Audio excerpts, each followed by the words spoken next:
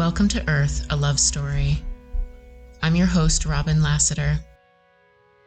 This week, my dear friend Yoni Shadmi returns to the podcast because he's a super kind and generous person to explore in detail one of the wildest and most shocking experiences I've had with non-human entities, or extra-dimensional beings, or spiritual messengers, or whoever they are. You'll hear in this episode that I ultimately decide the beings who visited me on the morning of January 11th, 2021 were the four who are one. But honestly, I don't know.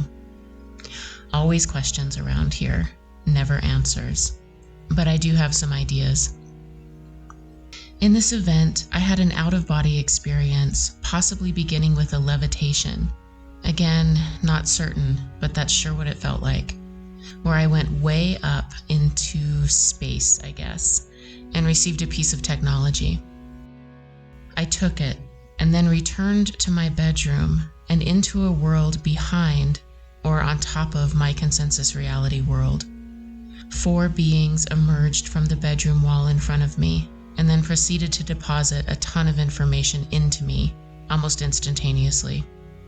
I talk about this experience in the book right at the beginning of Chapter 11, Part 1, so you can go back and listen to that episode if you'd like.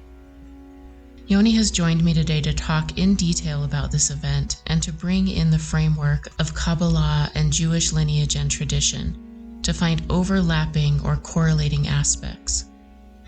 I often do the same thing with my own lineage of Vajrayana Buddhism, and I'm certain this could be done with many other religions or traditions, especially the esoteric or mystical lenses that exist in them.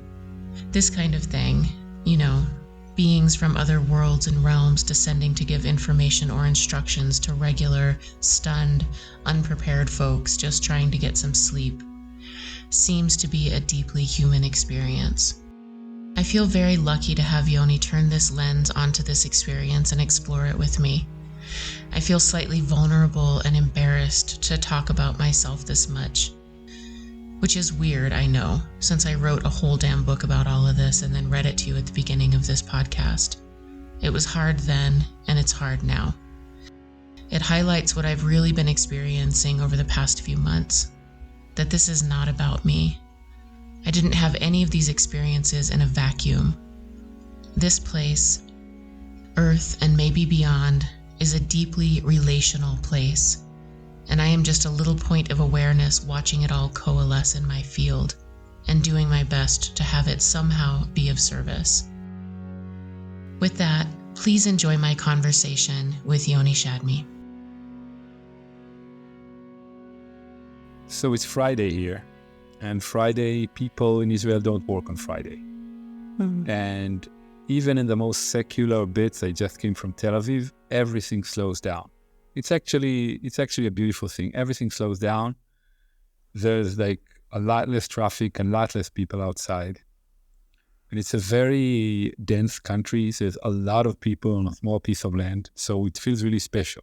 Everyone likes it. Everyone always says that Friday morning, Friday afternoon, these are the best times in Israel.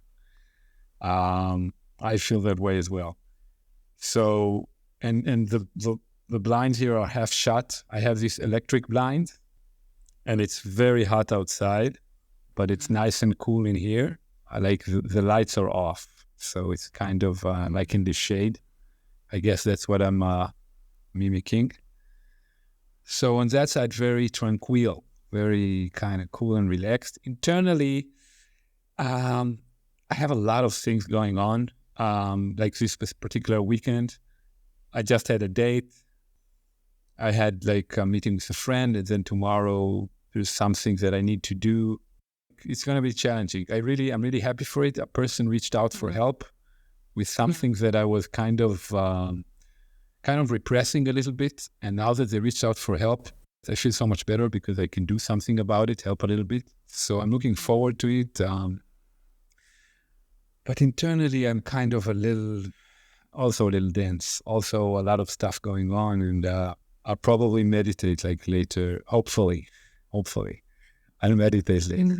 I need to kind of calm things down a little bit. Yeah, and that brought me into myself, into my body. because I was very, I don't know if like manic is exactly the right word, but I was very activated and alive because of the rain and the frogs, and the world is just so beautiful. And it's been really hot here too. It's been in the 90s, which is unusual for this high up in the foothills. We usually have a few days of it and then it goes away, but it's just been kind of relentless.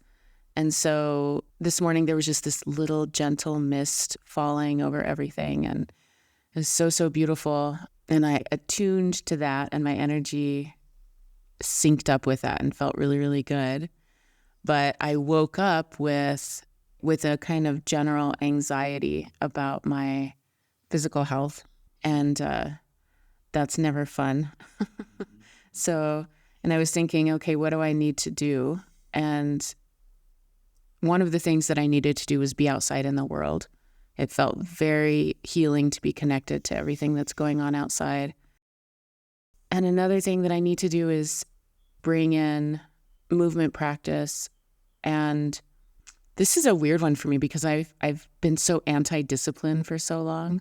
Like our last episode was about steak and cake, and I was just like, I'm gonna lay down all of the external constructs, and I'm gonna see what my body and my system, like the constellation that is me, really, really wants.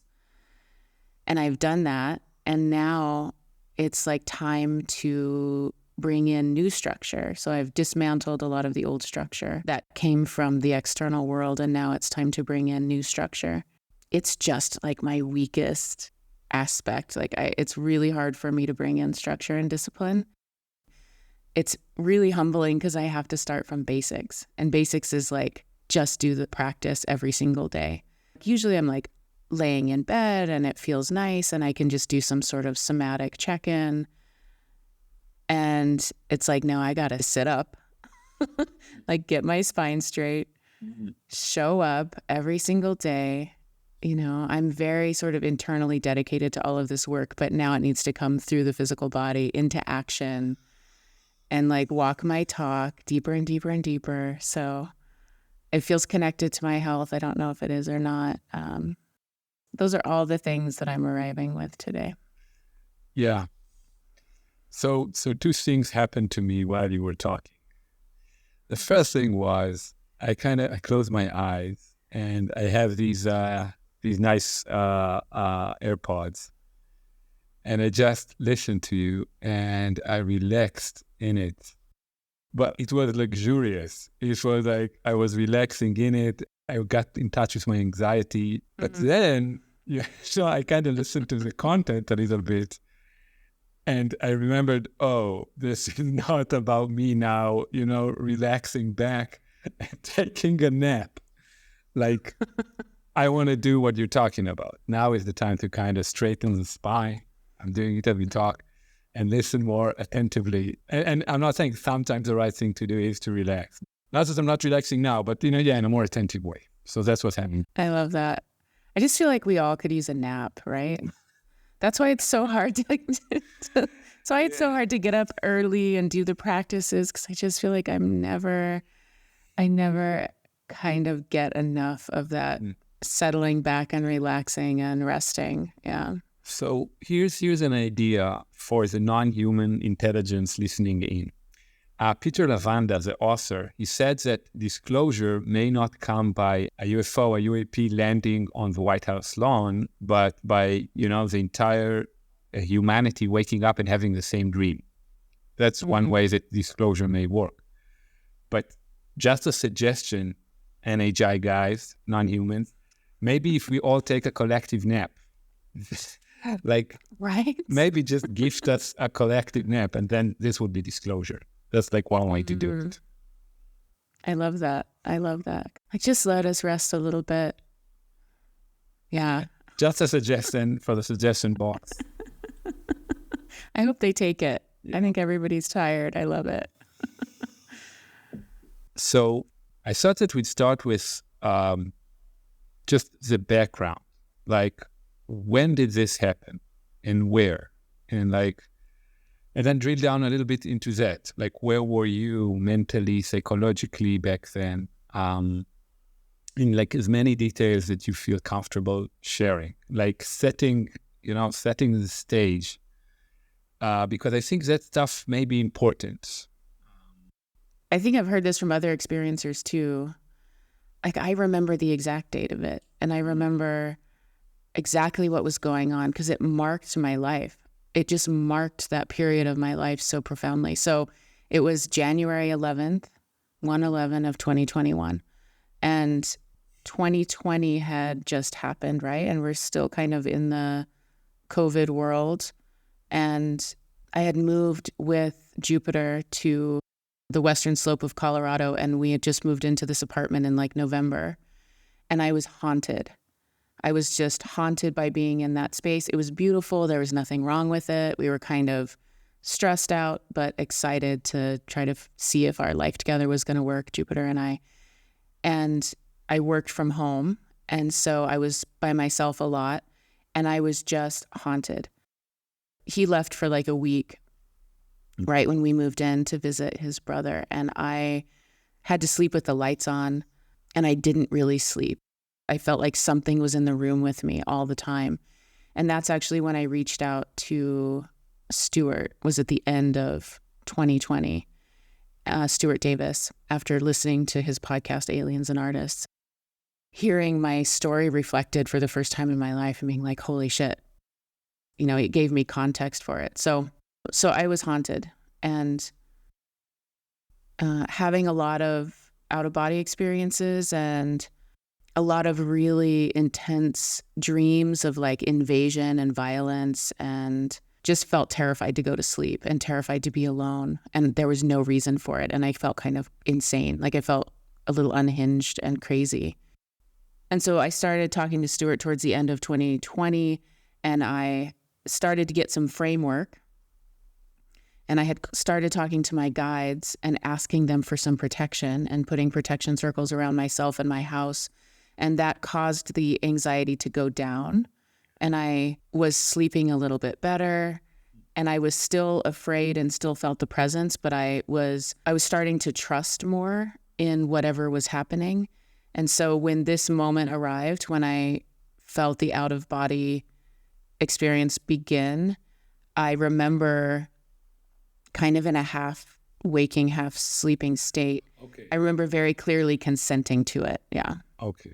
So I want to suggest, just to kind of, you described that phase quite beautifully in the book. And I want to make sure that I get it. So it's the first stage of what we're describing. You move to a new place with your partner for the first time, your partner at the time. And the way that I experienced in the book is before the protection circles, you felt like, and this is days on end, this is weeks. How long is? Weeks. Yeah. Weeks. Of a presence. You felt like a kind of a haunting presence, not a comfortable feeling, right? Yeah. Yep. Oh, okay. And this goes on for weeks, and you reach out to Stuart. And then can you talk about like what was the thing that you did that kind of helped to work with this thing before the experience?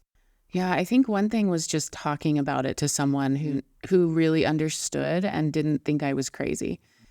It had been just internal for so long. And that was another thing that happened. I felt like if I didn't speak it, I was going to explode. I had started listening sort of obsessively to all these podcasts, people talking about these things, kind of half terrified and half not believing it was true, but also finding so much resonance. And so I kind of found people talking about it, and I, in a total fear state, like soaked in sweat, shaking, I talked to Stuart and told him a few little tiny details, and just his presence and the attunement, and someone just sitting there and not having a subtle thing cross their face. They're like, oh shit, she's crazy, but really accepting it. So that was a big part of it. And then he gave me just a very basic protection practice, which is like, he very matter-of-factly said, we have a team. We have these unseen beings that are around us. We don't have to do this alone. And you can connect with them and ask them for help.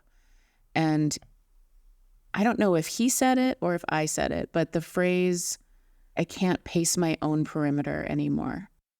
Trying to keep watch for something that felt like it was really coming. And I just couldn't do it anymore.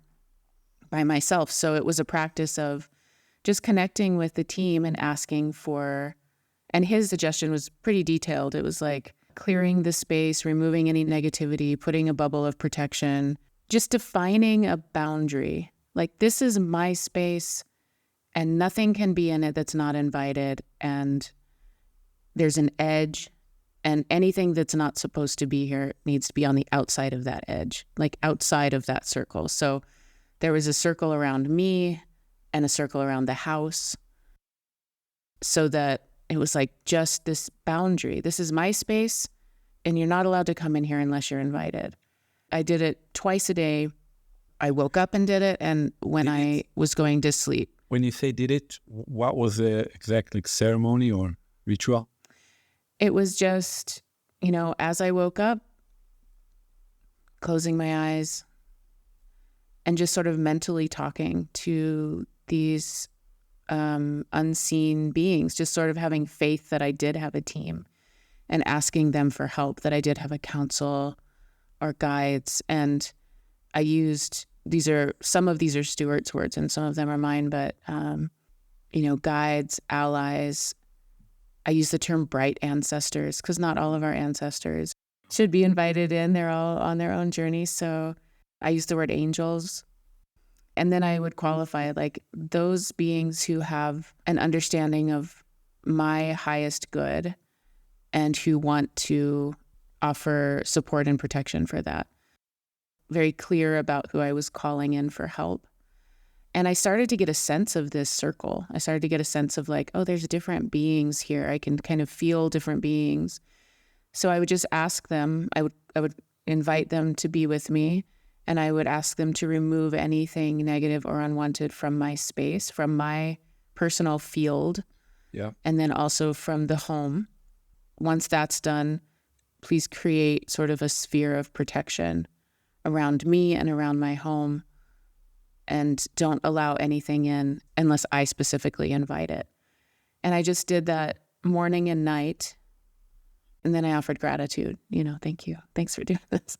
And I did that morning and night for even beyond this experience for probably 6 or 8 months. It evolved onto more complex protection practices later, but that's how it started. And that's what was going on at this time. Okay. So just as a side note, I want to say, bringing in a little bit of Kaballah to this, like the things that you are describing, I know this from personal experience, they are useful with all anxieties. And sometimes people get confused by this because they're saying, oh, this is about something internal. But according to Kabbalah and a lot of other traditions, that the internal and the external, like some of the angels are a physical form of our internal world. Mm-hmm. And according to them, like it's a real, quote unquote, real thing, a material thing that can become a material thing in this world. It's intimately connected to what happens between us. And there are a lot of different grades. Some angels are 100% manifestation of that. Others are half of that, half come from another world, and others are quite disconnected from it. But there's this confusion sometimes around entities, I think, where people in the modern world say, oh, so this is about something that happens inside of you. And the problem is that they're right. Like, probably there's some sort of connection. So just to say that.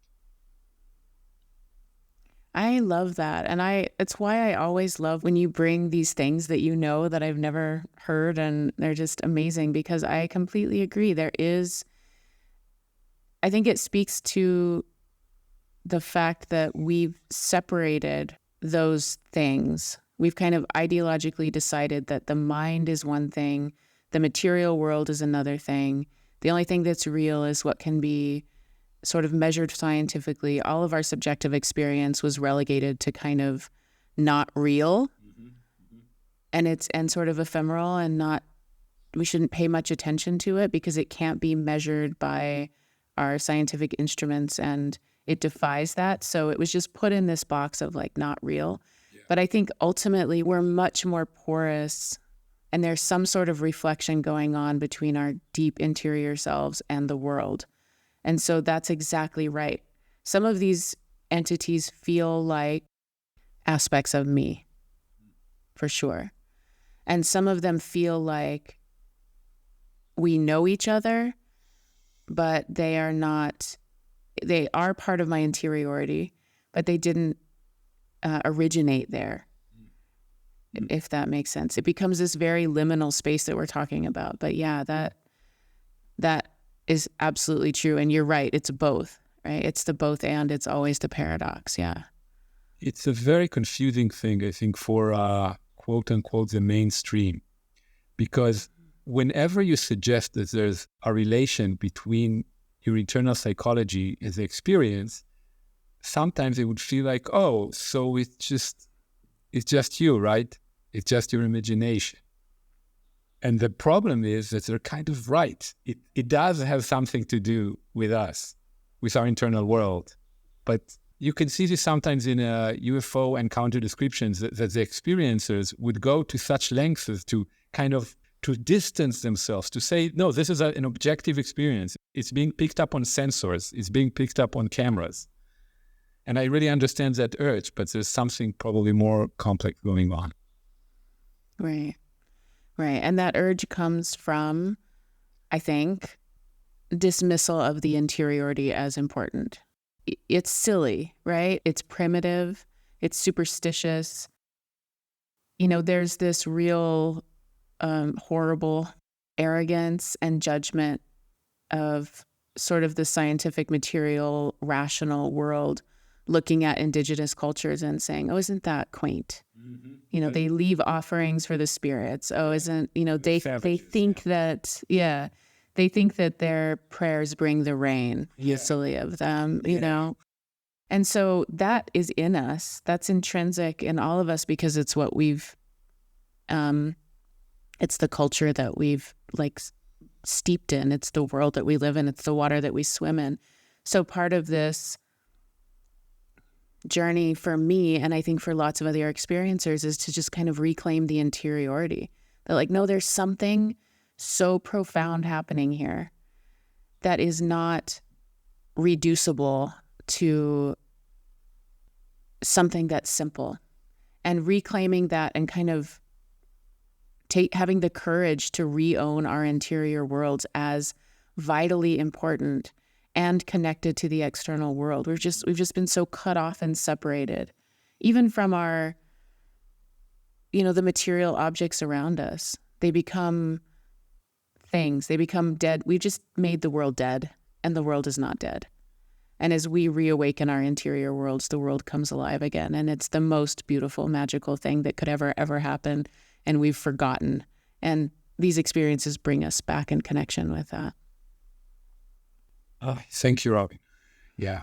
Just as you're talking, I'm being reminded of that reality. So going back to the event, let's maybe begin either day of or a day before. I know that you meditated before and then went to sleep. So maybe you want to talk about that morning. What happened before the actual out-of-body experience? What led to it? Yeah, I can't remember the day before at all, but I remember that morning very well. I woke up early. It was before the sun had come up. It was dim in my room. Jupiter was already gone to work. I was alone.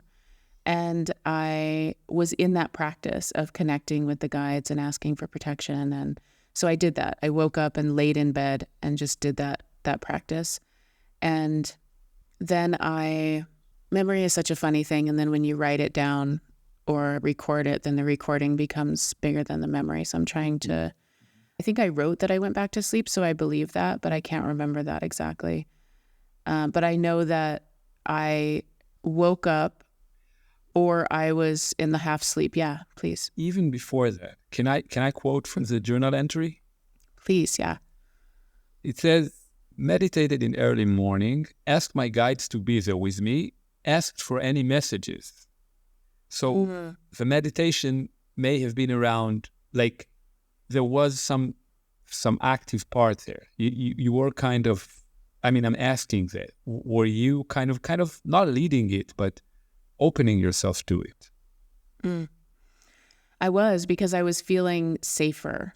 Like, I don't remember exactly asking for messages, but I remember during that time, having done these practices, I started to trust that if something was going to come through, it was safe, because I was starting to trust that my team was setting up a safe perimeter so that if something happened, it was something they were bringing me and something that was safe, rather than this terrifying, dark, presence that was just scaring the shit out of me. So I was starting to open, because as terrified as I was and as difficult as these experiences can be, they're fucking magical. They're amazing. They're reality bending. They make me feel alive. And so there's always that paradox. Like, I don't want to be haunted, but I do want the magic. And so, yeah, in general, that was happening. I was starting to feel safer and opening to trusting what they would bring me.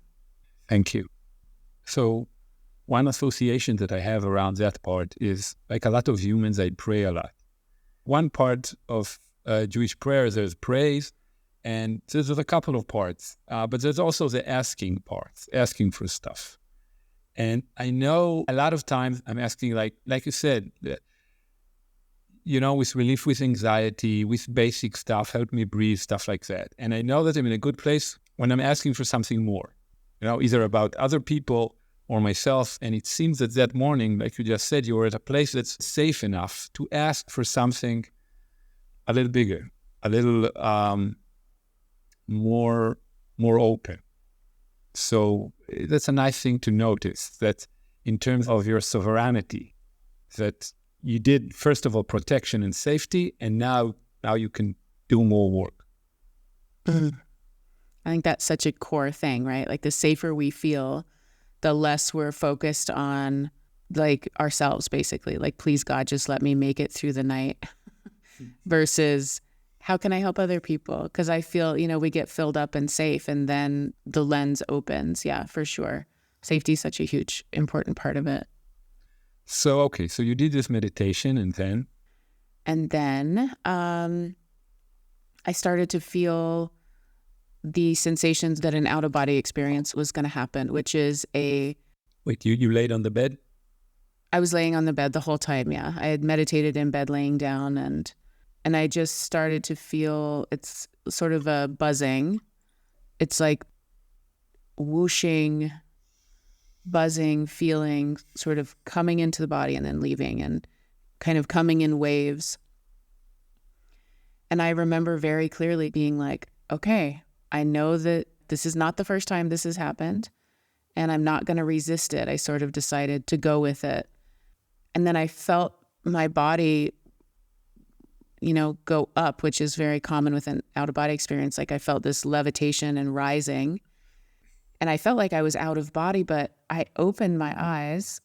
I don't know if I opened my physical eyes. I have no idea, but I looked I was on my back, laying in bed, and I felt this rising, and I looked down my body, and I could see that it appeared that my body was like floating 3 feet off the bed, and the blankets were tented over my body, and I had risen up thinking like, holy shit, that's never happened before that I remember, that my actual physical body felt like it was rising. And I don't know if it did or not, but that was my experience.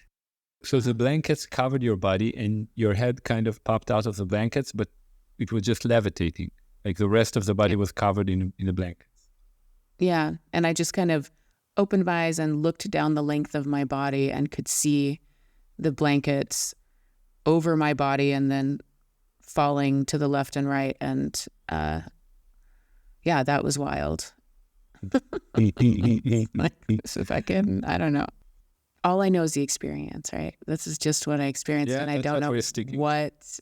Right. Like, I don't know if I levitated, but that's what I experienced. So, and then I did leave my body for sure. Like, then my just consciousness and awareness not being in my physical body. And that's what happened. And it happened really fast. Yes. I separated and I floated and I went up to the ceiling really, really fast. And I was at the corner of where the ceiling met the wall. and my awareness was right there. I was kind of pressed up against it. And I had this very clear, vivid image of like the line of paint on the wall where it met the ceiling that looked very nice and smooth from down, like where I usually view it from.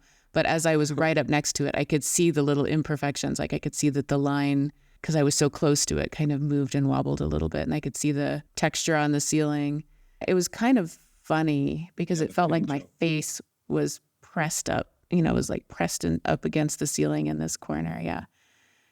So I paused there and then I just shot up. I went through the ceiling, through the roof, and I was looking, my awareness was pointed downwards. I could see the roof of my home, and then I could see the neighborhood, and then I could see the city, and then I was just receding from the earth really, really quickly, really fast, way up into space, and then just stopped, just really abruptly stopped. And I could see stars, but it was also a very just the blackest of black space. Looking upwards, right? Not down to the earth. I'm sort of looking horizontally, like left and right, and can see stars, but they seem way, way in the distance. It's not like this glittering sky full of stars. I just see little points of light in the distance. And then... Is the earth gone? I don't see the earth. Yeah, I don't know if it's gone, but I'm not looking down. I don't see it at all. I just have a perception of being in this black that feels like space. I've been in a black sort of void before that felt intelligent and velvet and warm, and not physically warm, but like a warmth, like an energetic or an emotional warmth. And this was just sort of cold and stark and little tiny twinkling stars in the distance. And then I could feel a presence, and I think that it was the four who are one. And you said when you could feel a presence, was that like being in the body, feeling a presence when you were like around the house? I mean, I'm sure it's different and it's very hard to describe these things, but what was it like? It was not the same feeling, right? Because I was in my body when I was around the house, and it was my body feeling everything. It was like the hairs on the back of my neck standing up and my heart beating faster. And it was a very bodily experience. This was just I just became aware of them. It's just all mind and awareness. So I just became aware that they were there, and I didn't see them, but I just knew that they were there, and they were above me for sure. And they handed me, I don't know, with no hands. I didn't have hands, they didn't have hands, but they gave me this very hard to explain, but the qualities of it is that it was linear. It was a line of light and electricity, sort of maybe, and that buzzing resonance and sound. And it felt complete. I don't know. Yeah, I don't know what that exactly means, but it felt like a complete intact thing with a beginning and an end. And it was a line of this light and resonance and vibration and sound for sure. It was light and sound together. So I want to ask something. When you read that part, is that like a device? Because the description, it felt like this was the first time that one of the themes of this encounter, like it doesn't feel like a magical organic object. It feels quite technological. Was that the way that it was, or? It definitely did not feel like things on Earth feel. And I do describe it as a technology. And also, it feels connected to the thing that if there is kind of a world behind the world, or if there's another dimension that we are sort of inside of, I think that it has to do with sound and vibration and light.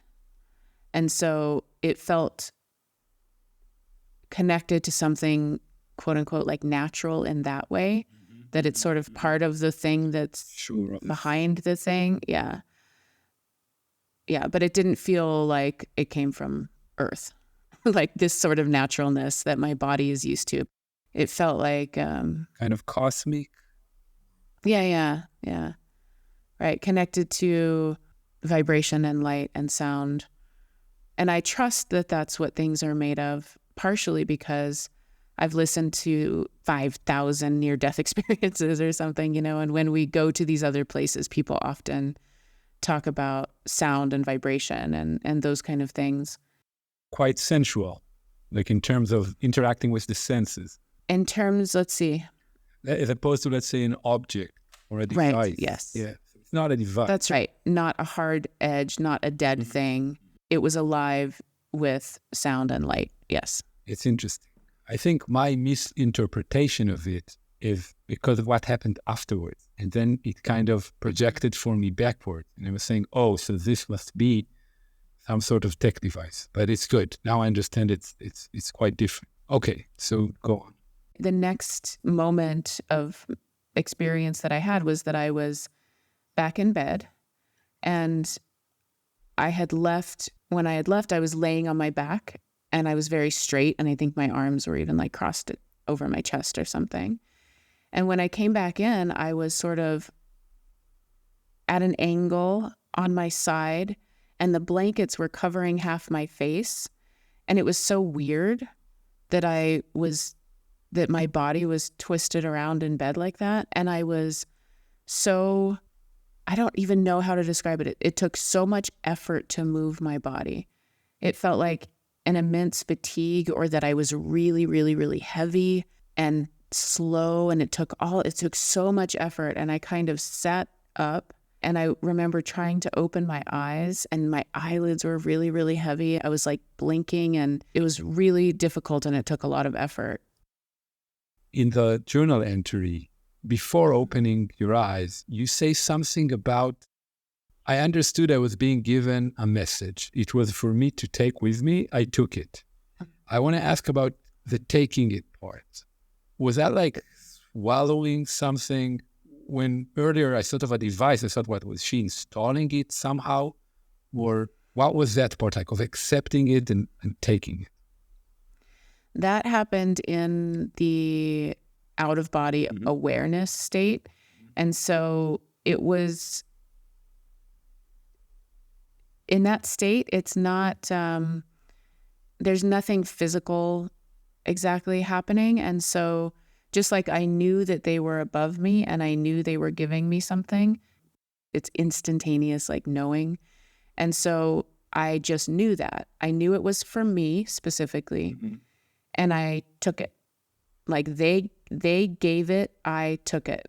I didn't put it anywhere. There was nowhere to put it because I was just this awareness. But I received it in some way. And then later that we could talk about, like I had a sense in a regression that I did. I sort of understood where it resides in me, sort of. But at that point, it was just, I don't even know. There's no bodies, right? So yeah. I knew they gave it to me. I knew it was for me, and I received it. Okay. So maybe something I should have started with, that my idea for exploring this is doing this very slowly and deliberately. And it's, rather easy and fascinating for me, but it's quite demanding of you. So just let me know if I'm being too details oriented.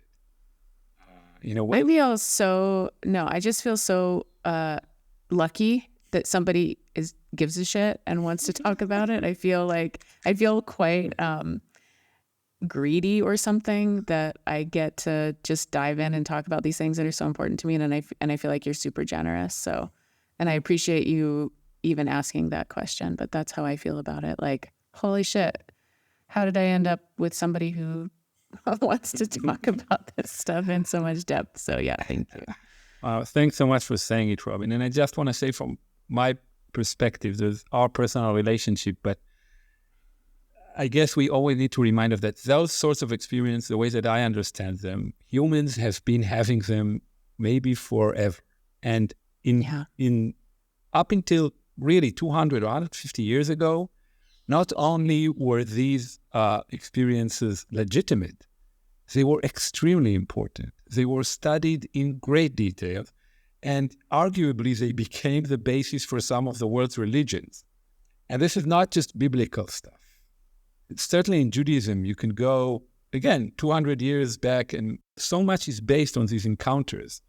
And so many of the people who created the basic stuff that Jews do to this day are based on these encounters. A very advanced level of these encounters where they're having a back and forth with angels, like an extended back and forth with details, but it's extremely important. We can ask questions about it. Was humankind correct in basing so much of our culture around it? But it was extremely important. Yeah, thank you for saying that. It just makes me feel a lot of tenderness and compassion for experiencers in the modern age, because so much of it is discounted, and we have these profound, like, wild mystical experiences, and most of us hold it lightly, like we don't know what the fuck to do with it. Nobody wants to start a religion around their experiences or, lead people into something. Some people do, and that's fine. But mostly we're just trying to figure out how to integrate it into life, and in a culture that mostly doesn't take it seriously at all. So as you're speaking that, it makes me feel like I'm thinking of my friends. I'm thinking of people who have had these profound experiences and have had to hold it alone, and there's no one to talk to about it, no context to put it in. And I feel like I've won the lottery by finding people like you who can help contextualize it and share this and care about it. And also, it's why I want to have these conversations for other people, like, so that they can hear you talk about it like this, because it's so healing and wonderful for me. Yeah. Thank you. Thanks for Robin. So there's a lot to say about that, but I want to kind of keep the ball rolling there a little bit. You were saying that afterwards in regression, you had some understanding maybe about what that thing was, the yellow vibrating thing. Yeah. So I did a regression. I can't even remember which one it was. I think I've done 3 in my whole life. So it was one of those, and it was with Stuart. And I think he asked, like, when was the last experience that I had or something like that. And it was this one. So it happened after this. And I said, in the trance state, it came out really easily. It's like they gave me something. It's installed in my body. It goes from, I use this language, which I don't think I normally would say this. Installed in your physical body, you think? Or? I think that it's installed in one of my bodies that sits in tandem with my physical body. So the etheric or astral or mental body that fits right into my physical body and moves around with it and leaves sometimes, and but is in line with my physical body. I think it's in one of those bodies. And I said it goes from my womb to the top of my head, which I thought was very, like, weird and vulnerable to say to a guy, to Stuart, as I'm talking. It goes from my womb to the top of my head. And it's, I don't remember exactly what I said in the regression, but what I understood was that it would help me make it easier to leave my body, and more of me could go with is I think what I said in the trance. And what I understood by that was, maybe I understand, I don't know exactly what it means. I think we have multiple bodies, right? We have the astral body, the causal body, the emotional body, the etheric body. And I think I had been going out of body in one particular of those bodies. And now this was going to give me the ability for more of me to travel. And they also, I think, told me, or I said this in the trance, so it came from me, but I had this understanding that it was kind of an energy generator, so that it wouldn't be so hard on me. I wouldn't have to work so hard to generate energy, and I wouldn't be exhausted all the time. So I kind of understood that as well. And then help you with what specifically? What would that energy support? My physical energy, my, like, just generally give you more energy in life? Yeah. Yep. Not necessarily about a specific goal, just like a boost for the energy. That's, that was kind of what I understood. Like, it's, so I don't have to work so hard to keep my kind of vital energy going, that this would be a sort of generator for me. And that also it would kind of be a vehicle for me. It sort of creates a vehicle for me to travel and have other experience, like out of body or astral or whatever experiences. And I did start to have very different kind of experiences after this happened. Yeah. So those two things, more energy and to make it more accessible. Yeah. Easier to go out of body, easier to travel. And what happened after this is they stopped doing the work for me. Like they stopped paralyzing me and pulling me out of my body for the most part. I would have these out of body feelings and they would be next to me, sort of watching, but I was the one leaving my body and I started to learn how to do it. It was easier when they did it. They just pulled me out. Yeah, it was terrifying and hard. And traumatic. Yeah. But now I would start to have the feelings. I would get that sensation of going out of body. I was really present during it. I was learning how to like amplify it. It was kind of like flexing a muscle, out of body muscle. And I was learning to amplify that vibration and then stay conscious through the actual leaving. And eventually I was conscious of coming back in, which I had never had my whole life. Like it definitely changed the way that I experienced things. Yeah. So just to put things like from a historical perspective, we have here a guide or an entity that's giving you something that isn't technology, but something that's actually helping you to work better with them in a less traumatic way. It's like I don't want to use the word device, but it's like a guide saying, okay, so now you get this thing and you can work better with it. Yes. Okay. And also, like, you now have more responsibility. It was like more training. It's like, now you need to learn how to do this. We're not going to do it for you. This is part of your kind of training, is that you now need to learn how to do this on your own. And it's going to take some effort, but we've given you, like, we're here, we're helping you out. We've given you this technology. Things started happening to me less, and I felt more agency over them. It started arising from inside of me and my own will rather than happening to me from the outside. And that felt like from them, like, get to work, as they often do. They're like, go to work.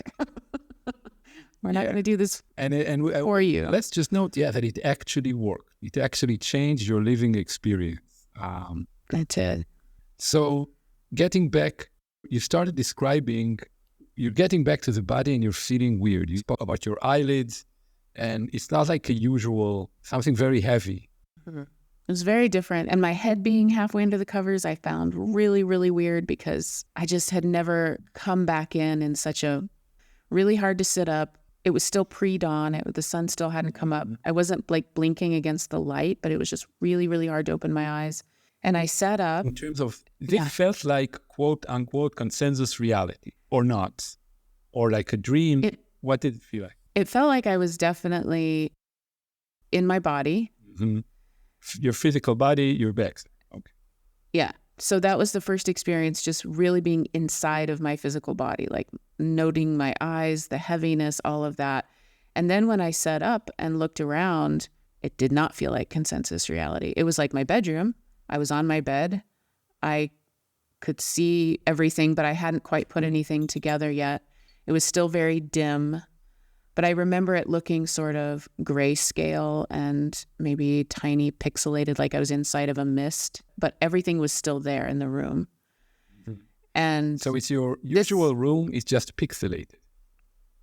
Yeah, it's like, if you think about pre-dawn light, that gray early light, it sort of has that quality a little bit, like that sort of misty, fuzzy quality. And so this happened in a matter of seconds, right? Like I sat up, it was really, really hard. I was in my bed, I was in the room, I kind of looked around and noticed it felt sort of like that pre-dawn light. I don't think I really noted the sort of gray, misty thing quite yet. But I reached over and I had these little like fairy lights that I had strung up behind my bed as kind of a headboard. And there was a little switch and I flicked it and they didn't come on. And I did it a couple times. And I remember thinking, oh, that's weird. Like the power must be out. And I remember thinking it was strange. And then I was looking for my phone to turn the flashlight on my phone. That also didn't work. And then I sort of, looked up and around the room. And then this all happened very quickly. And I was not exactly in the same sort of time, like temporal reality was a little bit different. So it's one of those places where I can't say like, first this happened and then this happened and then this happened. But what I remember of it, and I have had to put it into sort of a narrative timeline because that's how human time works, is that I looked to my left, and as I did, there was this honeycomb matrix. The words came instantly into my head, honeycomb matrix, and it was all of these hexagonal cells that looked like honeycomb. I just want to note something before we go into honeycomb matrix, which is so important there. The time, that pre-dawn time, and the blurriness, right? We know about blurriness. Like you said, people who are awake at 4 a.m., 5 a.m. I'm imagining the times where I wake up and I see through the window the light kind of, the gray and the pale blue. Again, leaning on Kaballah, this is a very important time. It may be the most important time of the day for the Kabbalists, because this is when a certain part of God, ever since the destruction of the temple, is in exile and in separation from basically his partner, his female partner, which is the rest of the world. But at that time, they have like a moment, they have seconds or minutes where they get to be together. That's the most sacred time of the day, basically. So I'm just noting it, seriously and lightly. I'm covered in chills. It's so beautiful. It's so beautiful in that moment. Mm-hmm. And it's such a liminal space, right? Yeah. I'm enchanted by the romance of when you talk about that separation and that longing and that moment of connection. Yeah. Yeah, that's very fundamental to Kaballah, those somewhat erotic, very emotional moments. Yeah. Of the separated being for a moment connected again. Yeah. Yeah. This sadly was not that. Yeah. No, we're going to go into that in depth because it's one of the most interesting things I think about that encounter with how technological it's about to get right now. So, so we go on. Yeah. So I look to my left and there's cells, these hexagonal honeycomb cells. They're sort of outlined. Everything is grayscale. Everything is gray and misty. And now it feels weird, right? Whereas before I could sort of say it was the pre-dawn light. Now it feels like I'm inside of a cloud, sort of like it's very, very misty. It's very kind of pixelated. It's gray. It's just different scales of gray. There's no color. And so inside of these cells, some of them are empty, some of them are half full. It's like they're full of these little squares, and I understand that it's code, kind of like... Wait, let's slow everything down. You were looking to the left, and then the entire room looked like it's made of that honeycomb? Or just a section? It was where I looked. So the honeycomb, and I didn't know that yet because I had only looked to my left so far, but where I was looking was this honeycomb matrix that seemed to be full of information, and the information seemed like what do you mean full of information? Did you saw like lines of text? I saw squares. Mm-hmm. Some of the cells were completely full of a denser, the darkest gray, right? Like almost black. And some of them were half full of these little squares of that dense black. And some of them, the squares were kind of in a different structure, and some of the cells were empty, but it seemed like they contained, like this grid, this matrix contained programming is what it felt like, or information that informed reality. And I just understood that that's what it was. That was maybe the basis for reality, informed reality. Yeah, maybe. Okay, informed. Kind of reality kind of stems from it or something like that. Right. And then this is the place where it just happens. It's just all this information coming in really, really quickly. And my experience of it was then I looked to my right and the matrix on the left dissolved, and then it reformed where I looked to my right, which was these shades over sliding glass patio doors. And I can't remember if they were open. I think they were closed. And I looked to my right, and then the matrix was there. And it was also still full of information. So my bed faced a wall. And that wall, I looked at it, and it was the same sort of misty, gray, pixelated thing that everything else was made of. But it felt like it was lighter, and it was less dense, and it felt like it had depth. And from that space came 4 beings. Okay, so wait, that part wasn't like the honeycomb matrix. The wall. That's correct. And I never put that together until you just said it. Yes, that's right. Okay. And okay, so the wall was the misty thing. I'm imagining like a mist. I don't know how, like a gray mist. I don't know if that's. Yeah, that's it. And uniform, like not like rolling, like it just was all the same illumination, the same gray mist. Mm-hmm. Yeah. Yeah.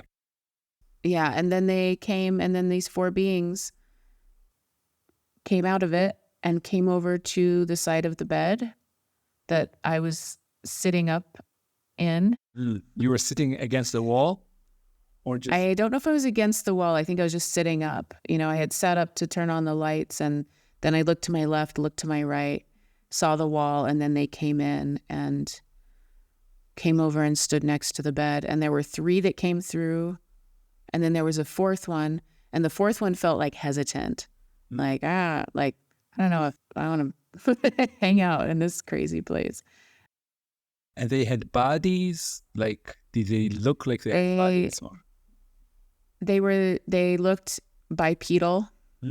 So they were sort of human shaped, and they were also misty, and they were a denser mist.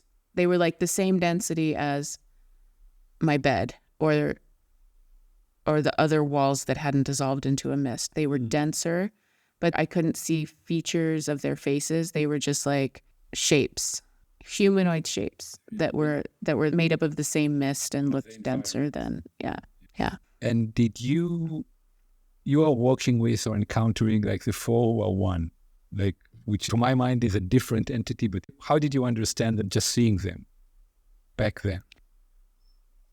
I had no understanding except for the so the understanding that I had was that the first one that came in, the first being felt familiar to me and masculine, and the other 2 felt honestly feminine, as I'm remembering, and they actually feel like beings that I don't know yet. Like, I know that they're there, but I don't actually know them yet. And then the 3rd one, just that sensation, feminine, sort of younger, and like a lot of trepidation. Like, I didn't want to come here. Like, she was in training for something and she didn't really want to be there and felt like it was dangerous and dumb to come to this place. Is that the 3rd or the 4th? The 4th. The 4th. Sorry, did it? Yeah. The 3rd feminine one, but the 4th one of the group. Yeah. Mm-hmm. And usually we as humans, we get that sort of the sense that you just described, like from facial expressions and, body movements. What do you think gave you that impression? Did it feel like telepathic or? I have no idea. Every time I've had an encounter with an entity, I can tell if somebody asks me, are these masculine or feminine? I know the answer to that, but I don't know how I know. There's no it's just a presence, a sensation of he's masculine in front. The 2 in the middle feel like middle-aged women, and then the one coming in felt younger and feminine, and it was just instant information. And how terrified were you at this stage? Because it sounded very frightening. Like, even if it was people going into my bedroom at the middle of the night, it's like everyone's worst nightmare, or one of them. Yeah. Or not at all. I don't know. Maybe it felt natural. It didn't feel natural, and I was afraid. It happened really quickly, and I wasn't cowering, but I was like, holy shit, what's going on? I was confused, and I think that in that moment is when I said, am I not in my body? I need to get back to my body. Those are the words that I spoke to them. And so that's what I guess I was feeling. Like, gee, like, what the fuck's going on? And because I thought I was in my body. Yeah. I thought I was in the world, because this happened again so quickly. And so when I said that, they just downloaded me with all this information.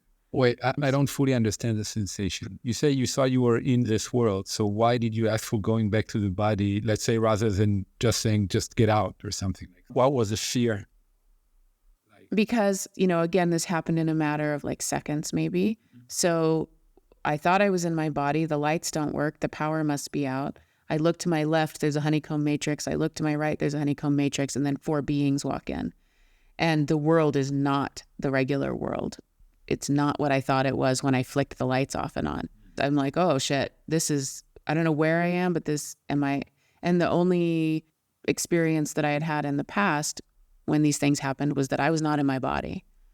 Like I was out of body somewhere else. And so I think I was just like, holy shit, this isn't the regular world. This isn't the normal world.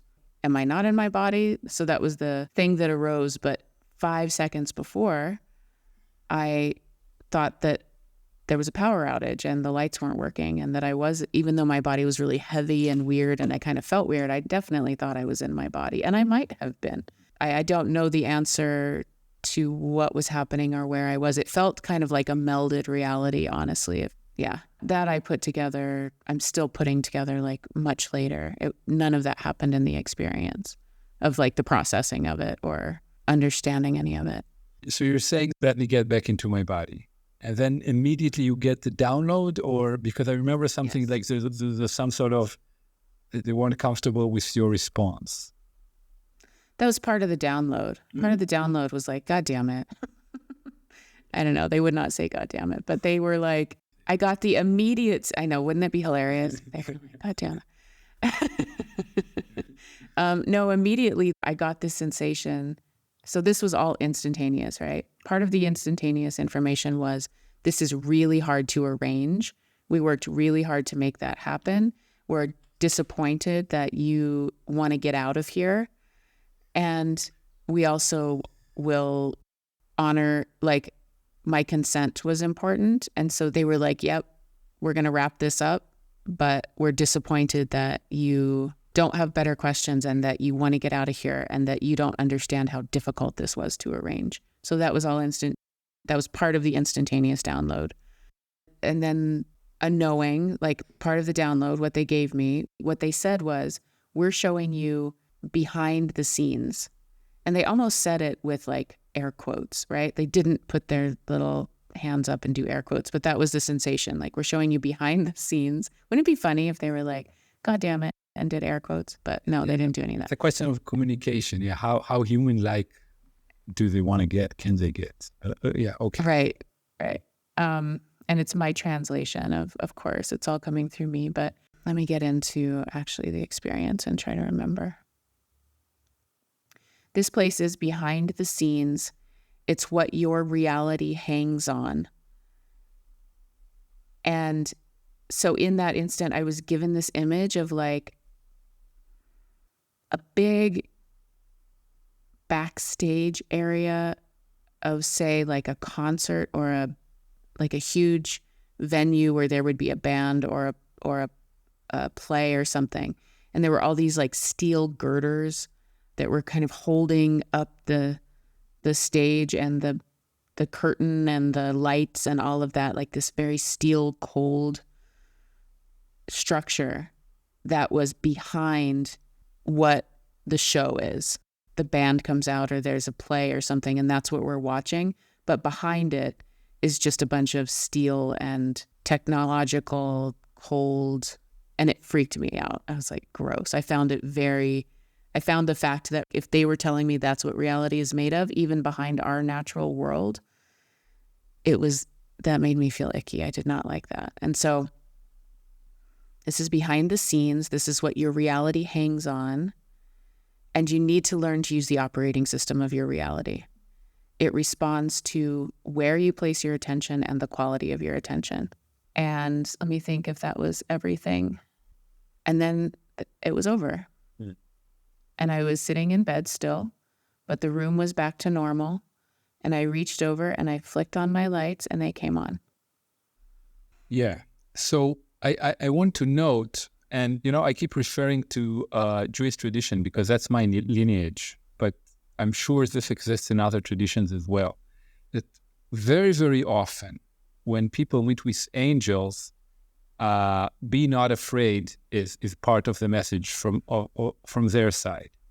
And I think one of the reasons these sorts of encounters went down in history was the ability of both sides, like you said, to be, and I want to dive right into, to be more patient with the body and with the inner child. If we are indeed going into a future where these kinds of entities, these kinds of encounters will be more common and more central to our culture, I think it's important to understand. It really feels like if we're looking at their disappointment, I think you may have used that word sometimes, with us, that also feels like a lot of conversations in the Bible, not just with angels, but also with God, although I do want to separate that part. But there's a lot of disappointment there. And through the times that we know each other, that was one of the things that really impacted me. Just this thing that you can see, and this is, the Old Testament is full of impatience, and also Israel is full of impatience. Let's say during Exodus, then God, it really feels like he doesn't get it, like a frustrated parent. He said, look, I did all that stuff for you. I appeared in the desert. Come on, get with the program. And it's a difficult relationship. If we look at it like a parent-child or two humans, it's not like a peaceful one. Yeah.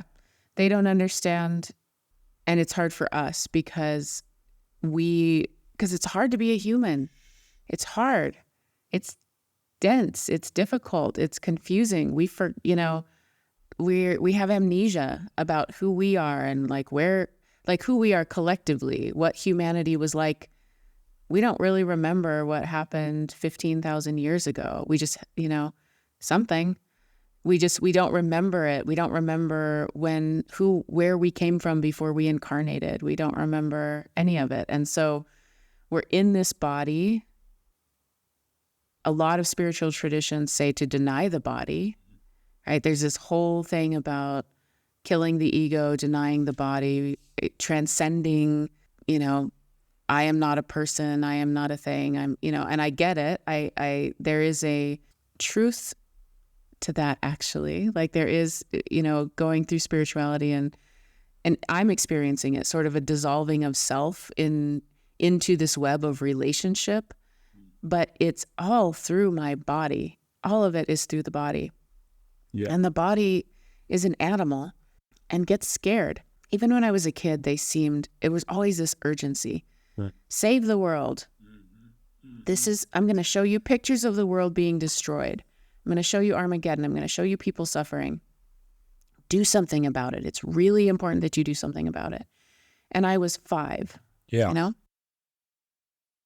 So I really want to have sympathy for both of these sides. And I, again, want to note how that sounds like an angel or even God talking to a prophet. And there's this restrained and sometimes not restrained anger. Because you said like an urgency, and they're showing you this horrible stuff, but they don't understand that this is just a person. But at the same time, as a parent, I understand their frustration. Because maybe from their point of view, like one of the entities told you, look, we worked so hard to get here, and you're still being quote unquote childish. You're not going to the city of Nineveh and preaching to the people and all the weird stuff that they've asked throughout history. If that's indeed what's going on here, of course. There's something there about working, about that inner fear, that initial reaction. Yes. And I do have compassion for both sides, for sure. So there's 2 things. One is, like, the 4 who are one feel to me like spiritual beings.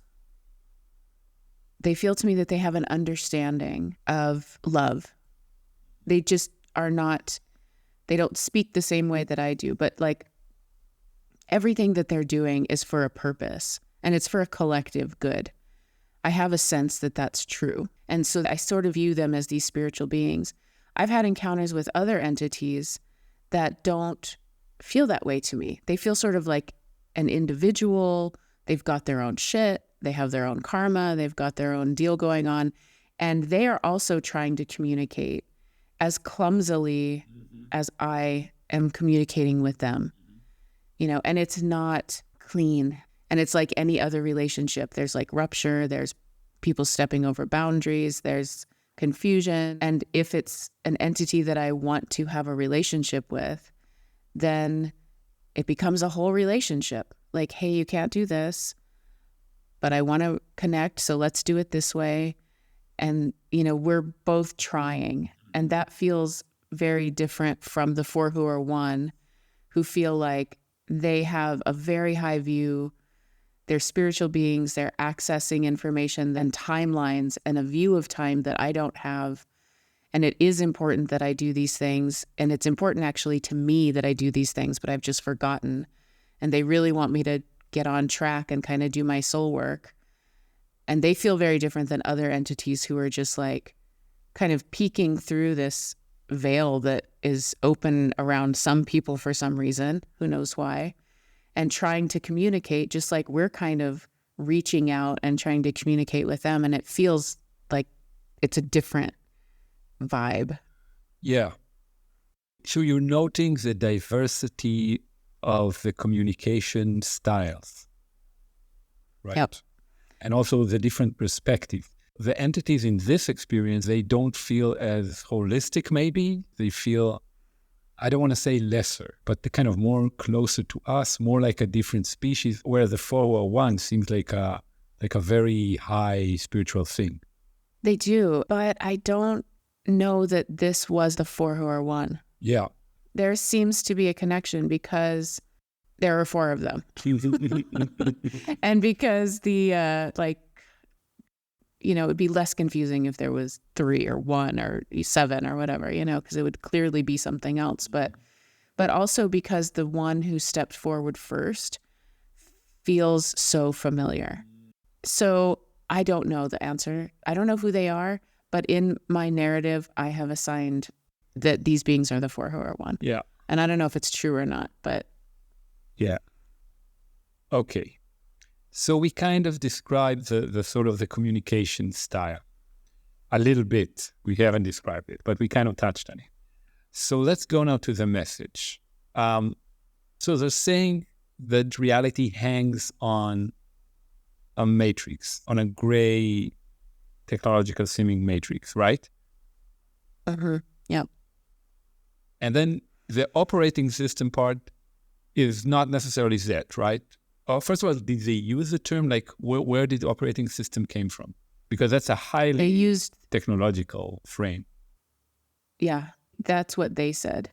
Learn to use the operating system of your reality.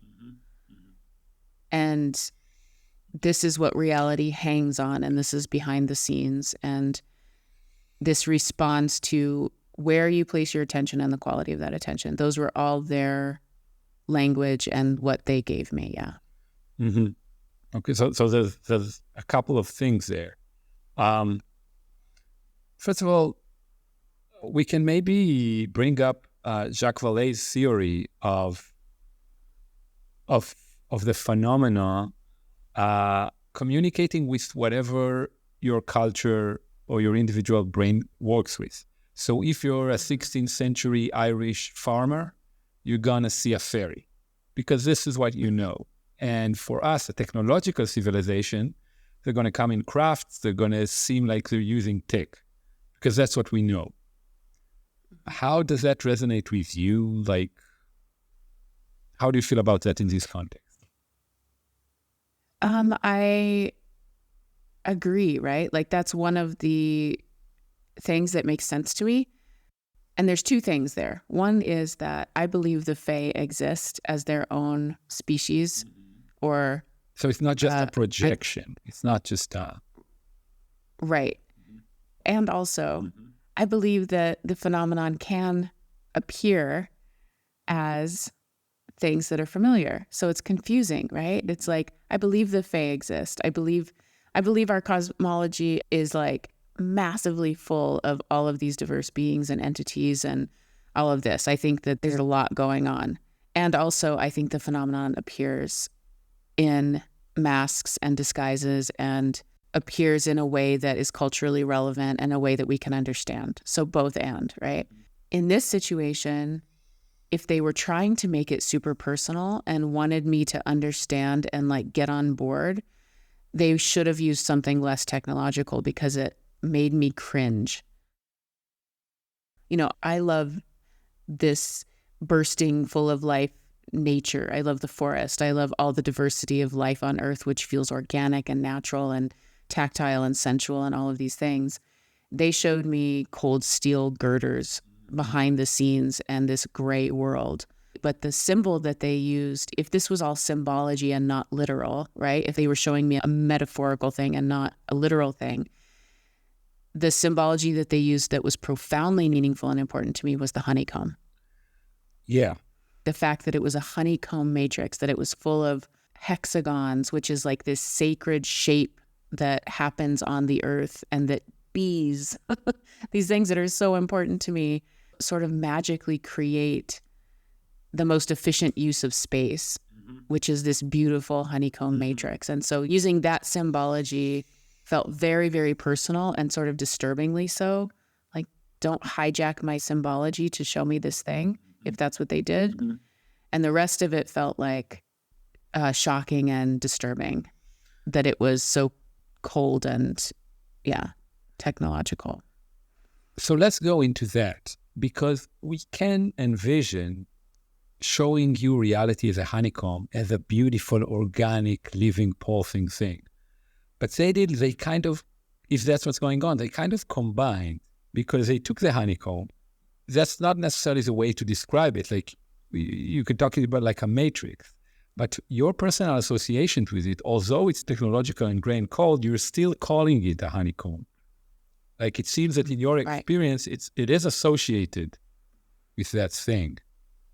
Because the thing itself, like, as I was listening to your description, it was really depressingly technological.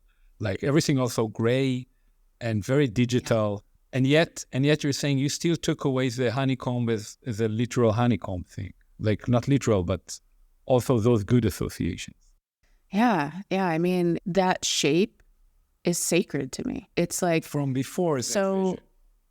From before that vision, yeah. Because when I was a kid, my dad taught us about the Fibonacci series and the golden mean and the golden ratio and the magic of the numbers 3, 6, and 9, and showed me the spiral of a shell and how that was the golden ratio. And so kind of showed me that beneath, like under our world, there was something sort of mathematic and mysterious and surprising, that we found these shapes that had this common language. And so I had that. That was part of this as well. It's like the 6-sided honeycomb, the hexagon, is sacred because of the number 6.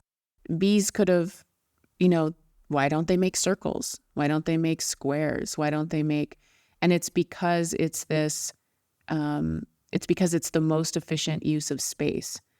And so there is this mix of like math, which is not, I can't describe it. I should have a mathematician who can see the spirituality of it or something, but there's like this math, technology, sort of objective thing happening under the world of beauty and form. And so the honeycomb is sacred to me in that way, and it also fits into this technological thing. It's both very organic and beautiful and alive and pulsing, and also connected to this mathematical sort of thing that we discovered linked all of these beautiful things in the world. Like, look at a sunflower, or, everywhere that the golden ratio exists is profoundly wild, that it shares this common sort of mathematical language. This reminds me of, like, scientifically, like biology and botanics, and they work with mathematics all the time, obviously, kind of bridging, that gap. It makes me think of what mammals and probably other things. I don't know enough about this, but we all start out as this little swirl. It's kind of the brain and the spine, and we start out in this circle, this kind of spiral form. And when we see that, it's everywhere. It's just everywhere. It's like a fern uncurling, or, again, a seashell, or the center of a sunflower. There's all of these things and a wave. There's all these things that have this common thing. And it's this sort of impulse of life. And so it's deeply organic and beautiful and alive. And they stuck it in this technological space, and it kind of works, but it was disturbing anyway, right? Because it didn't feel alive and organic. It felt, like something else. Okay. So this is the honeycomb. This is the operating system. And we've kind of explored what that might mean. And now we move to what would be, let's say, if this was a prophecy, or to their message, quote unquote. So even before that, they said that reality changes depending on where we place our attention, right? Mm-hmm. Can you talk about that a little bit? How do you understand that part? In the experience, in the download, I understood immediately that it was about what we call, and I cringe at the word still, and I am moving past it, but I still find it difficult to say, manifestation. Yeah. That like how we interact with the world changes the world. And as like everybody who knows me knows that I'm sort of allergic to kind of the new age talk about manifestation, because it was so damaging to me. It was ungrounded. It was only sort of think happy thoughts and then your life will be good. And I spent a lot of time just spiritually bypassing around the trauma in my life, thinking I'm just not good enough. That's why these bad things are happening to me. And if I could just try harder, it would all be good. So this was also a disturbing message from that. They were telling me to create and to use my attention and the quality of my attention to affect the world, to affect my reality, and by extension, the collective reality. I both knew that it was the next project that I needed to take on and resisted it. But what it means to me is that our attention is powerful, mm-hmm. and that it feeds what we place it on. And so an example of this would be like a plant, right? Like a house plant. That if you tend to a house plant, like if you go and you kind of take the dead stuff off and you lovingly clear away things that aren't working for it anymore, and you give it some water and you adjust it into the light, it sort of seems to glow. It changes, like the vibe changes. Or we just planted an apple tree and a hawthorn tree next to another apple tree that's been there for many, many, many years. And when we planted these two trees, we noticed that the ground was a lot drier than we thought it was. It's been a drought for a long time. And it made us think about that apple tree that's been sitting in this field without a lot of attention for years, and it's kind of dry. And so when we planted these two new trees, we're tending to them. We put down some mulch. We water them regularly to help them get established. And we started paying attention to this apple tree. We just started giving it attention. We placed our attention on it. And it transformed. It's a very simple, like real world example. But things and beings and the animate world responds when you put your attention on it. So that's how I think of it in that way. Like, what am I putting my attention on? The world changes where I place my attention. And then I also think of it like when I'm in meditation. Or what is my state of being? If I wake up every day a little annoyed or kind of bummed out or with a sort of flat affect because the world isn't exactly what I want it to be, and if I just carry that state of being throughout my day and it's the lens that colors everything, then reality looks like that to me. But if I put some attention into the fucking miracle that is my life, where I get to be in relationship to these trees, and I'm connected to the land that I grew up in, and I have all these amazing people in my life. And oh my God, the sky is blue. That one blows me away all the time. Like, who came up with a blue sky? It's so fucking good. What if our sky was like brown or orange? Or it's just a good choice. Like, it's so beautiful. I know. It's a gift. It's just so beautiful. And it changes every day. And it's like, the world is actually this complete miracle. And everything that had to happen for me to be alive in it is a miracle. And if I put my attention there, then my day is completely different, right? My reality like blooms in front of me. It opens and is different. And it doesn't deny the fact that suffering exists, like it doesn't make everything magically okay, but it does change reality. My state of being, where I place my attention and the quality of my attention changes reality. And so that's what it means to me. And that's what I'm now kind of practicing and working with in my spiritual practices. And it's hard because all of our constructs get in the way, all of our limiting beliefs, all of our beliefs in general, like everything that was installed into us as children, as humans, as everything that the culture has installed in us, all these things that are intrinsic. That's why so much of my work as well is around dissenting from the things that the overculture installed that are not my reality, that I reject. I say I dissent from that. I'm not going to do that anymore. I'm not going to buy into that anymore. I'm going to clear away and find if I can get to something that feels like me, that feels like my signature, my frequency, who I am and who I want to be. And then I'm going to create new beliefs and new constructs, and then my world will be different. And it's taken me a long time to even be okay with the idea of that, because in the past, I used that to negate suffering, to negate my own suffering and other people's suffering. And now my world includes the reality of suffering, the reality of death. I will never skip over grief. I will honor all of that. And also, my reality changes based on the quality of my attention and what I do with that attention, yes. And in your understanding, like what you just described, are we tracing the impact of their message on your life? Because I do want to say, like, that sort of message does fit into our times. It's not like the sort of experiences you discovered when you were 5, when seemingly out of nowhere and in no context and in no ability to do something about it, they show you apocalyptic stuff. So what you just described in the process you went through, did that start with their message, or what part did their message play in all that process? Very big part. Yeah. Like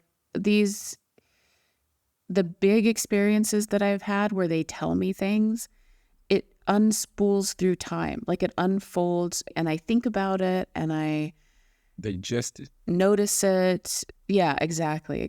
Like I digest it, I metabolize it, it moves through me. And whereas I spent a while sort of pushing it all away, like, leave me alone, fuck off. I don't want to do any of this. I'm not here for some big message. I have other things that I want to be doing, partly because it came through when I was feeling quite protected and safe. It doesn't feel like it was an intrusion. It feels like it comes from something that is here for me and that this is important that I learn how to do. And if I learn how to do it well, I want to teach other people how to do it, right? Like this is that's my whole fucking life. Change their reality by the quality of their attention and where they place their attention. Because everything that I experience in my life, for better or worse, I instantly translate into how can I help other people through this? Like how can I teach other people to do this?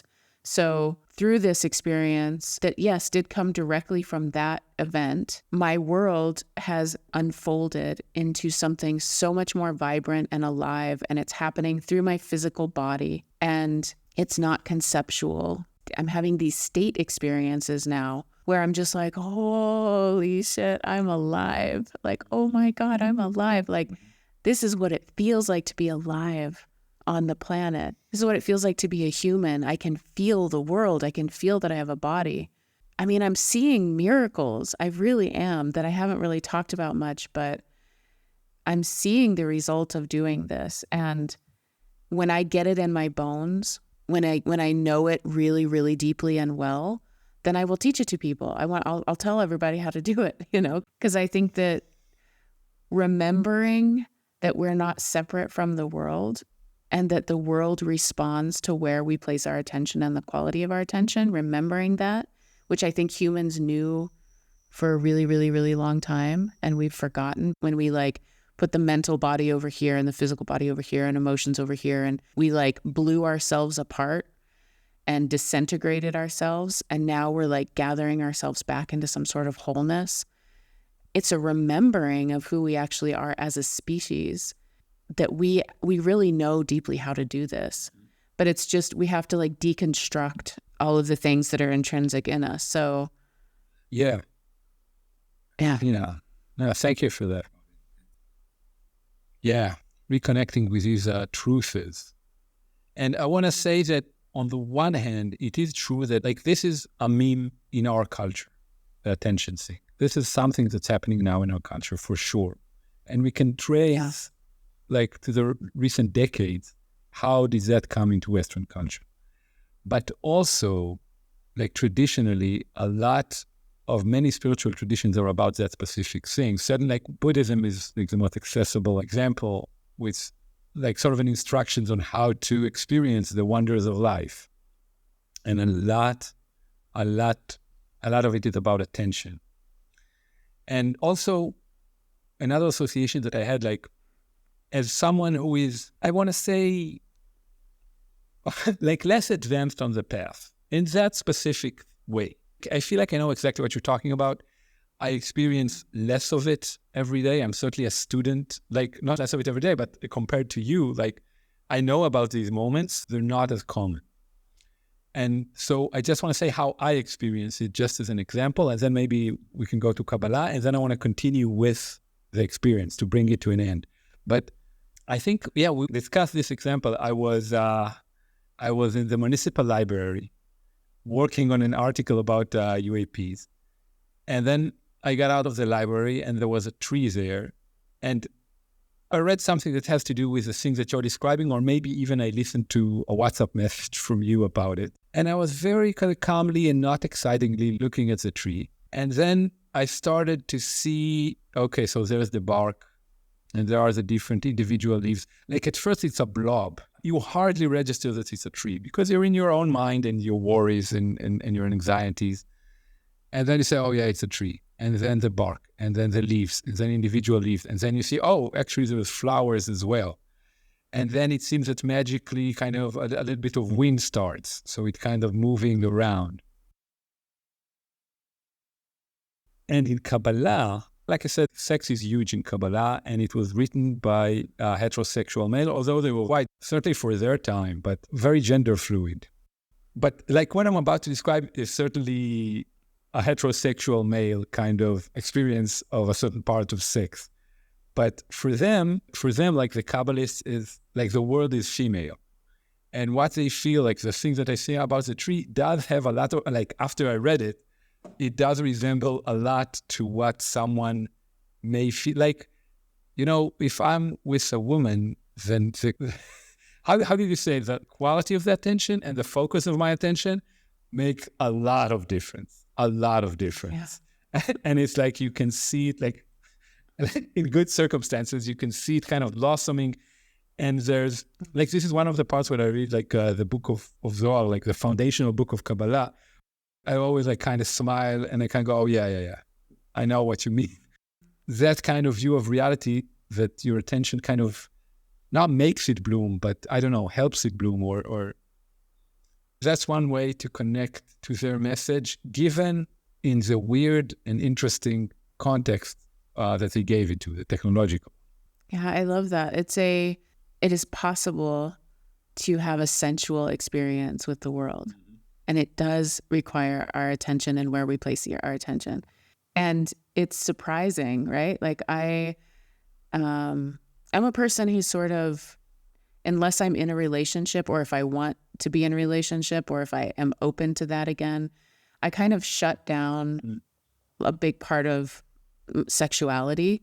I sort of put it into the background because it's very, very powerful in my life. It's very connected to the feeling of being alive, but I sort of push it off to the side. But the amazing thing is that, so the Buddhist tradition, right?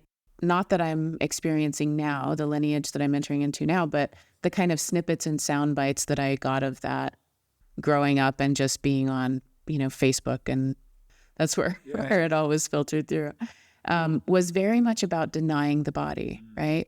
Like overcoming the body, leaving the body, just becoming awareness, and really identifying and orienting with that awareness. Where do we place our attention? Cultivating awareness, like all of those things, in real denial of the body and real denial of what it's like to be in a body on the planet. And that has become another just massive core of my work. I think the body has been missing. And I think I'm not the first one to say fucking any of it. I feel like what's happening, that there's a collective of us who are discovering that we're in bodies.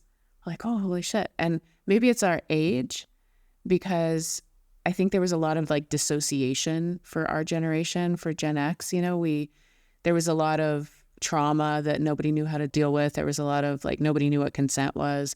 There were all these other spiritual things that filtered into the culture that said to kind of get rid of the body. So I think there's a lot of dissociation. So maybe it's just as simple as that, but it also feels like we're discovering a new dimension or a new sense, and it's through the body. And the body is sensual. By definition, that's how we interact with the world, is through our senses. It does get very erotic. Like just being alive starts to feel, there is that erotic quality to it. And it's very different than the experience of, much of my 20s and 30s, where having sex was sort of mental and dissociated. Now that the body has returned, or that I'm aware that I'm in a body, it's a very, very different experience just to be in the world. So yeah, that exists. And I've always loved every time you've described to me, that we'll have to really go into in detail at some point, because I only know little snippets and I don't fully understand it, but that, God is trying to kind of reunite with the feminine. So the masculine and feminine are sort of trying to reunite, and there's that tension and longing of being separated, and that the union of those opposites is an incredibly sensual experience. And it makes me think of Heros. It makes me think of moment between life and death, or death and birth. Like there's these indescribable sort of moments that happen in that reunion that are so powerful, and it feels like that to me. Yeah. I do want to do like afterwards, like one final sweep around their message, but let's go on with the experience. So they're giving you this message, and then what happens? And then it's over, and it's over instantly. And I sit up, I'm sitting up, but I'm still sitting up, and the world is normal. And I reach over and click on the fairy lights, and they come on.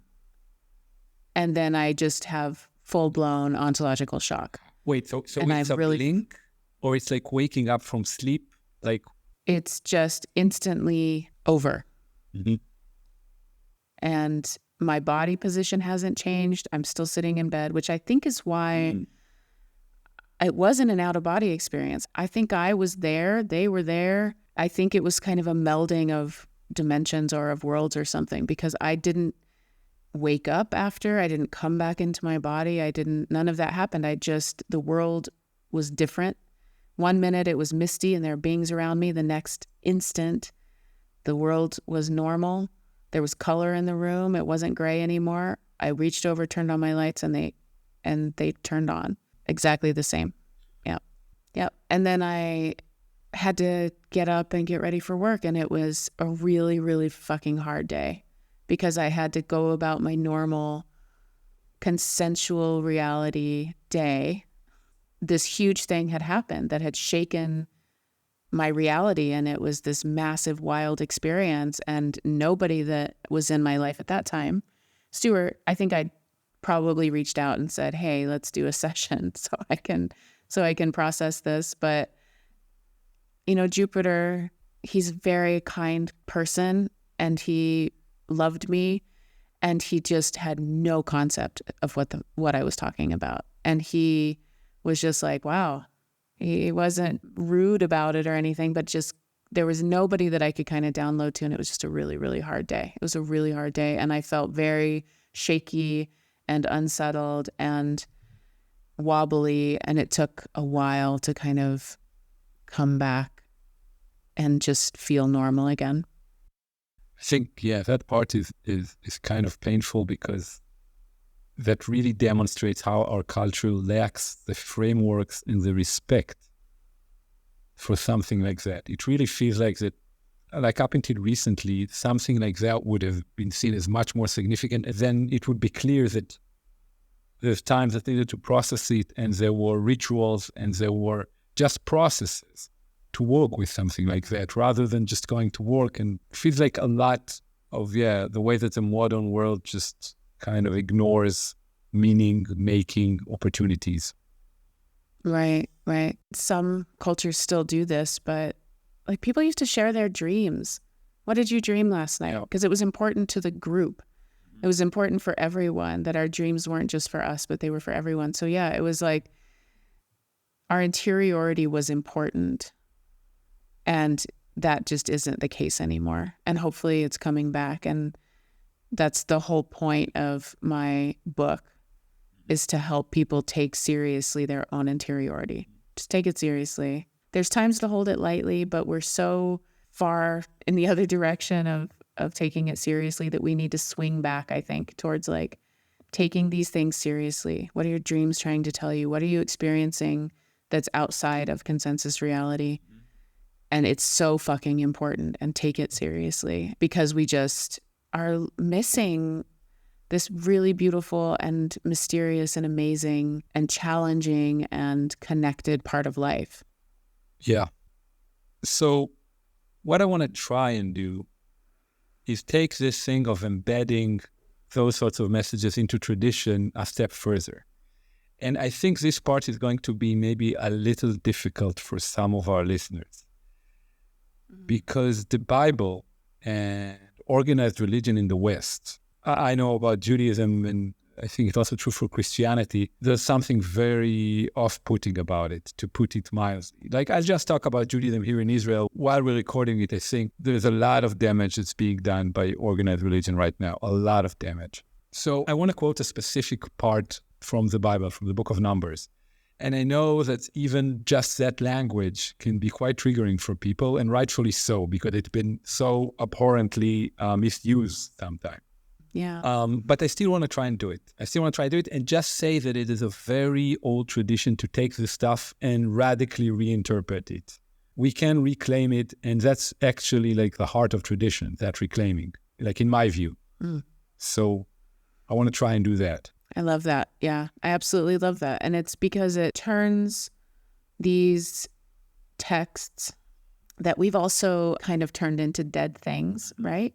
That we just stuck in a certain place, and this is what it means forever, and nothing changes. I'm thinking of Yoga Sutras and, Buddhist texts as well, that they are dead, and they were written a long time ago, and they don't change. But we actually can re-enliven them, because, as you pointed out to me, and it kind of blew my mind, like they were written by experiencers. Something happened to someone, and it was an experience. And yeah, we can reclaim it and sort of re-enliven it and see it, because it's not a dead thing. It's not. So yes, I'm all for it. I can't wait to hear what you bring. Great. Thank you. So let's do it. And just one final note, just in terms of what's going on in Washington today, and it seems like some sort of disclosure is coming faster, certainly than I thought, possibly. One of the things that can help us is existing kind of structures of meaning. And so that's another reason why that effort, I think, may be worth it. And also just personally, that's the way I do it. So I love it. Yeah. Yeah. This is about attention, and it's from the book of Numbers 15:38. And again, the language is gendered, and it's hard like the Old Testament. So throughout the generations to come, you are to make tassels on the corners of your garments with a blue cord on each tassel. You will have these tassels to look at, and so you will remember all the commands of the Lord, that you may obey them, and not prostitute yourselves by chasing after the lusts of your own hearts and eyes. Then you will remember to obey all my commands, and you will be consecrated to your God. Okay. So this was kind of written down probably around 2,600 years ago, something like that. This is like the academic view, and based on older oral traditions. And to this day, all Orthodox men wear this thing. Where under your shirt, they wear this thing that has 4 corners and a blue cord on each tassel, like 4 tassels. And this is the source for it. So we're seeing how these experiences can resonate throughout the generations. And the point of it, as I understand it, is attention. To focus your attention on something. And then having something very bodily and very physical to remind you of it all the time, again and again and again throughout your day. So to put it in the context of what we just talked, I think we kind of established that it's true that when we give our attention to something, if it's a wood, or if it's a tree, or if it's a couch, we see it become richer. Suddenly I see the leaves moving in the wind. The message can be, okay, so let's give attention to things. But reality is this gray matrix, and the thing that operates it is our attention. But actually, the way that I read it, there's something different that's being said here. They're actually warning us about attention. It's a warning about mindfulness, about lasting after like the wrong kind of mindfulness. If we're just going with the flow of our mindfulness, we may be mindful of the wrong things. But there's something in humans that's just attracted to what's shiny. And I think that's also the impulse that takes us to cellular phones and to streaming services and to a lot of problematic things. And this may be the part you started with talking about discipline, where discipline comes in. The thing that it ends with is you will remember to obey. What a hard wall. You will remember to obey my commands, and you will be consecrated to your God. And so if we go with this interpretation, the thing that's kind of missing is not just the attention, but the disciplined attention, which is, to me, it's like a different thing. Yeah, exactly. That's, it's making me think exactly of the kind of nuts and bolts and action of my spiritual practice, which is right now a lot of work around what am I paying attention to and training the mind to pay attention to something else. Like before we wrap up, maybe, do you want to say like where you are right now? How are you feeling in the body? Like right now, this moment? After our conversation, you know? Yeah. I feel calm. I feel good. I feel connected. I feel really grateful. I feel really grateful for these kinds of conversations and our connection, tremendously grateful for our connection. I feel full and nourished because I got to like talk about my experiences and pay attention to that, you know, like some attention was paid to these things that are deeply important. So I feel very taken care of and full and nourished and yeah, and grateful. How are you? How are you in your body? I liked your sigh. I'm a big believer in like the Jewish version, in the fine. Like, yeah. I like to do that. So I feel content, as you said, but there's also an edge of me needing to learn to walk with patience because there's so much more. Like you said, there's so much more. Yeah, but I think content is the main thing. Yeah. Good. I'm so excited to just keep having these conversations And I got such beautiful feedback from our first episode together, and people really responded to things that you brought forward and to your voice and what you said. And so like, I am excited for continued conversations, and that I feel that urgency as well, right? It's like, there's so many things to talk about. And then I also remind myself that there's time and space, and that we can keep doing this and keep having these experiences and keep connecting with people. That's a huge, it's amazing when people reach out and say, oh my God, I had this experience, or a synchronicity or just a resonance with what was said. Like, just like paying attention to,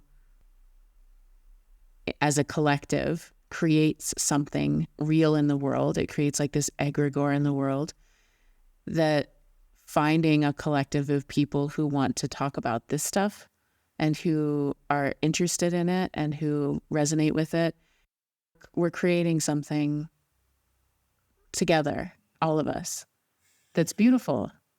And I love that. And I'm really excited about that. I'm really excited about what we're creating together. That's a real thing, and that we all can sort of lean into and be nourished by, even though we don't get to be in rooms together and put arms around each other. We still can connect into this thing that we're creating and be nourished by it. And so that's the antidote for my urgency, for that feeling of urgency.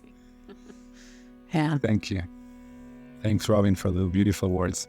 I love you. I do. I love you too, Yoni. Thank you. Thank you for this. Thank you for being so generous.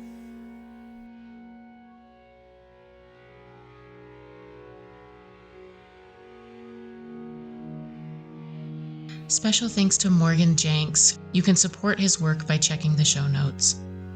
And this podcast and the plans I have for the beautiful community we are forming together is directly supported by patrons. If you'd like to become a patron, please visit patreon.com/Robin Lassiter. Or to book a one-on-one session with me to explore somatics, embodying mystical experiences, moving safely towards the thing that's calling to you at 3 o'clock in the morning, whatever that is. Past life and between life regressions and more. Visit honeyheart.org.